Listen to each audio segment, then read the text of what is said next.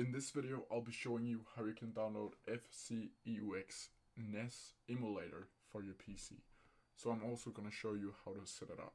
So first of all, what you need to have open is a browser and go to the link called FCEUX.com. I'll also put a link to it down in the description. So as you can see here, the last change is the FCEUX 2.6.5, and you can read about the change log if you want to do that. But this is not why we are downloading it. I'm showing you how to download it. So what you need to do is go up to download tab here. And then you need to find the FCEUX 2.6.5 RIN, and then your Windows type of computer, and then binary. And you need to click on one of those two.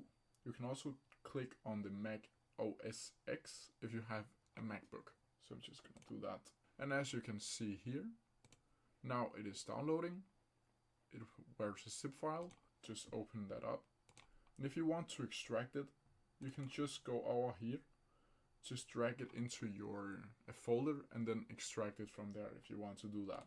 But to open up FCEUX, you just need to hover over to the .exe file and just double click it, and then the app will pop up. So how do you open up a ROM to actually start playing? The first thing you can do is drag your ROM over to your program, and then the game will automatically start playing.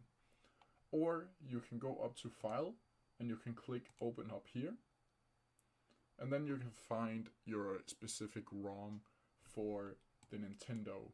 To play full screen, when you have opened up your game, you need to click on Alt and then Enter.